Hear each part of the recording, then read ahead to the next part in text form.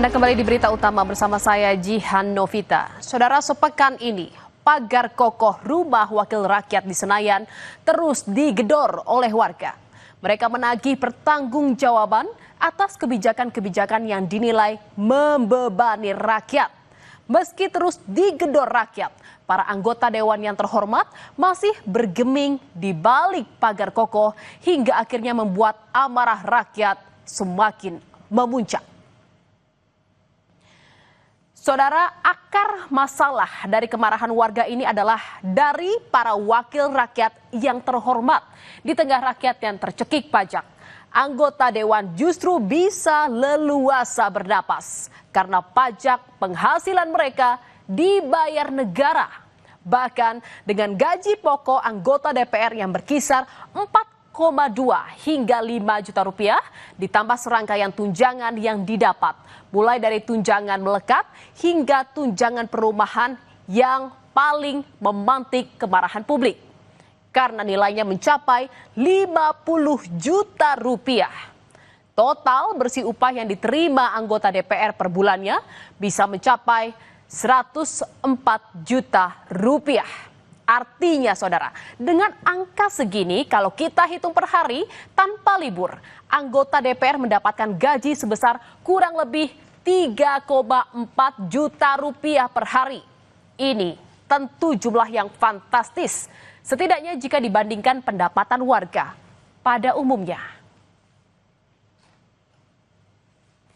Melimpahnya pendapatan anggota DPR di tengah kesulitan ekonomi makin memperlebar jurang pemisah dengan masyarakat yang masih serba kekurangan. Jangankan punya rumah yang layak, sebagian warga bahkan kesulitan untuk mencukupi kebutuhan sehari-hari. Ada yang harus tinggal di pinggir rel di tengah megahnya ibu kota. Bahkan ada warga yang tinggal di rumah tanpa atap. Badai pemutusan hubungan kerja, harga beras naik, pajak bumi dan bangunan naik, kala rakyat meratapi kepelikan saat hak-hak dasar belum mereka rasakan. Wakilnya malah dapat tunjangan ini itu. Jagat maya langsung riuh menanggapi tingkah pola anggota DPR yang dianggap nirempati. Salah satunya yang mengutarakan protes adalah kreator konten Jerome Pauline. 3 dikali 26 jadi 78 juta per bulan katanya. Itu artinya 3 jutanya per hari. Kalau 3 juta per hari itu namanya bukan kos, itu namanya hotel bintang 5, Pak. 50 juta per bulan untuk tunjangan rumah, sedangkan di luar sana banyak guru, dosen, tenaga pendidik, nakes. Gak tahu mau makan apa besok, gak tahu tinggal di mana besok, bisa hidup atau enggak besok gak tahu. GWS deh. Ngapain aja boleh, tapi jangan mencaci maki berlebihan, itu kan karena merusak mental manusia. Yang begitu adalah mental orang sedunia. Gaya komunikasi sejumlah anggota dewan, salah satunya Ahmad Sahroni, dalam menjawab persoalan publik justru bikin masyarakat makin meradang. Sahroni menyebut rakyat Indonesia dengan kata-kata kurang elok lantaran ingin DPR RI dibubarkan. Sahroni bilang siapa saja boleh kritik DPR asalkan tidak boleh mencaci maki karena merusak mental. Ucapan Sahroni ini memantik kritik keras hingga tantangan untuk berdebat dari seorang diaspora Indonesia di Denmark, Salsa Erwina. Menurut Salsa, tunjangan fantastis DPR sangat tak sebanding dengan kinerja mereka. Mas Sahroni, denger ya, aku adalah juara debat se-Asia Pasifik di Nanyang Technology University tahun 2014, waktu dulu aku jadi mahasiswa. Aku adalah mahasiswa 1 berprestasi GEM tahun 2014. Aku mewakili Indonesia dan masuk sampai kuarter final di lomba debat dunia di Berlin tahun 2012. Jadi, saat kamu ngatain aku kasih kamu bukti ya, kita lihat siapa yang sebenarnya benar-benar di sini.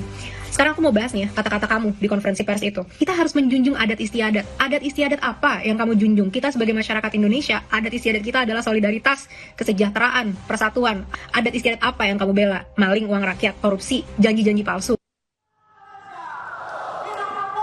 Gerah dengan sikap anggota dewan yang terhormat, rakyat dari berbagai elemen mulai dari buruh hingga mahasiswa berunjuk rasa di depan gedung DPR RI.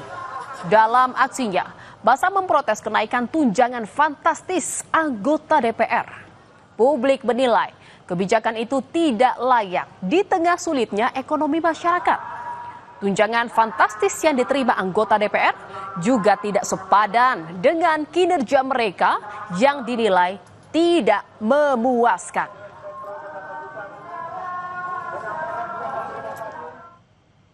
Lalu kemana para anggota dewan di saat rakyat menggedor pintunya?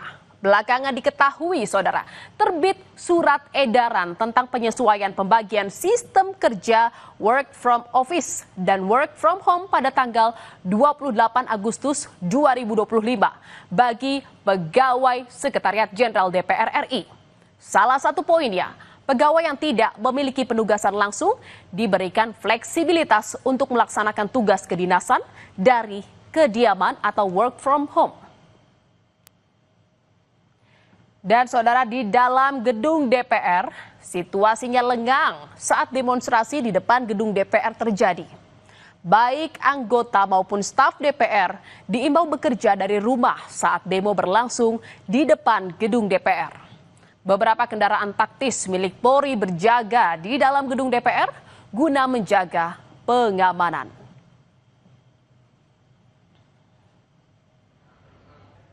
Tak hanya WFH, saudara, sejumlah anggota DPR diduga melakukan kunjungan kerja ke Australia. Seperti yang beredar di media sosial X.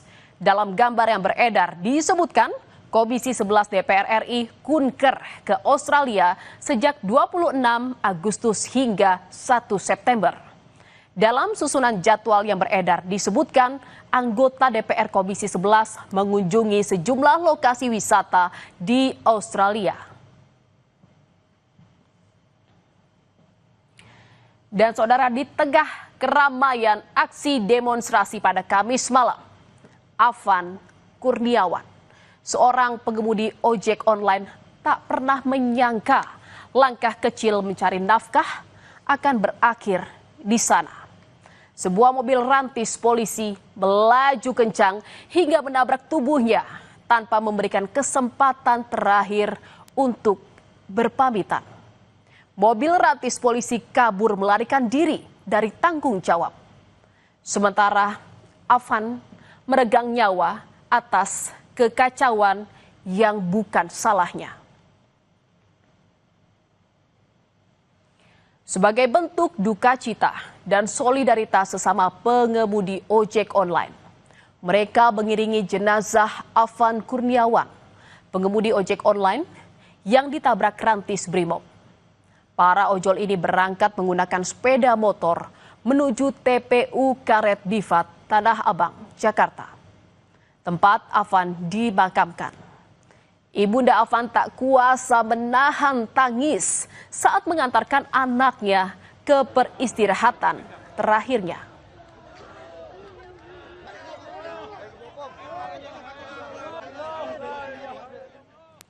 Tujuh polisi yang diduga terlibat dalam insiden mobil rantis menabrak Afan Kurniawan sudah dipastikan menjalani pemeriksaan dan ditahan di Mabes Polri. 7 terduga anggota Brimob yang terlibat terbukti melanggar kode etik kepolisian. Dan selama pemeriksaan selanjutnya, ketujuh anggota Brimob tersebut akan ditempatkan khusus di Divpropam Polri selama 20 hari.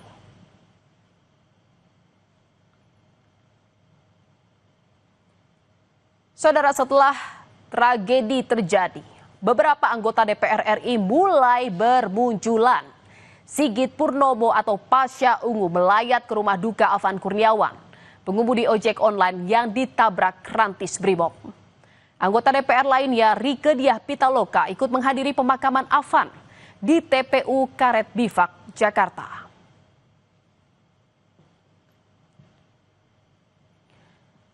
Sejumlah anggota DPR yang mendapat kritikan mulai meminta maaf. Selebritas yang juga anggota DPR, Surya Utama atau yang akrab dipanggil Uya Kuya, mengklarifikasi video yang beredar di media sosial. Uya Kuya membantah video dirinya berjoget untuk menyindir kritikan warga. Ia menyebut video dirinya berjoget diambil saat momen usai pidato Presiden Prabowo Subianto dalam sidang tahunan MPR 2025 lalu. Uya juga meminta maaf jika aksi jogetnya tersebut menyakiti hati rakyat. Lain halnya dengan Ahmad Sahroni, saudara. Diduga akibat ulahnya, Sahroni dicopot dari jabatannya sebagai Wakil Ketua Komisi 3 DPR RI. Pergantian jabatan ini berdasarkan rapat pimpinan fraksi Partai Nasdem. Politisi Partai Nasdem itu dipindahkan menjadi anggota Komisi 1 DPR RI.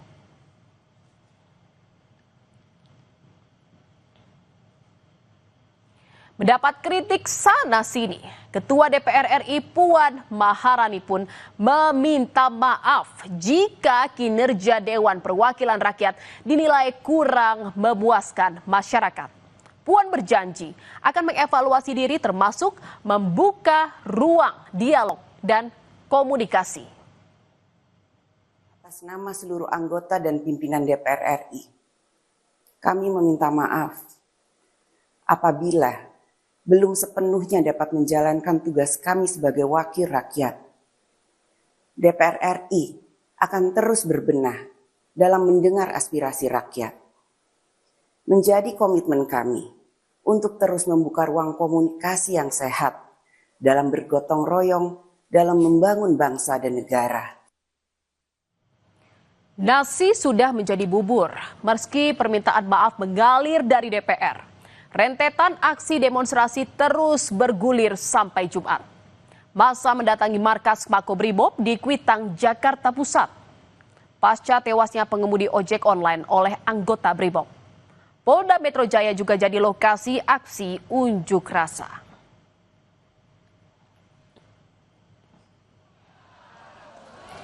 Tak hanya di Jakarta, sejumlah aksi unjuk rasa juga terjadi di beberapa daerah hingga Jumat lalu. Seperti yang terjadi di Bandung, Jawa Barat, Solo, Jawa Tengah, hingga Medan, Sumatera Utara. Saudara, gelombang kritik publik terhadap DPR semakin deras. Hasil pemantauan Litbang Kompas sepanjang 16 hingga 26 Agustus 2025 menunjukkan sentimen negatif ke DPR mencapai 88,9%. Angka itu jauh mengungguli sentimen netral yang hanya 9,4% dan positif 1,7%. Mayoritas warganet menolak wacana kenaikan gaji dan tunjangan anggota dewan. Saudara, anggota DPR adalah orang yang dipilih karena diberi kepercayaan oleh rakyat untuk duduk di kursi dewan yang terhormat. Sudah seharusnya kehormatan ini adalah untuk mengutamakan kepentingan rakyat, bukan malah memanfaatkan kuasa demi kepentingan pribadi.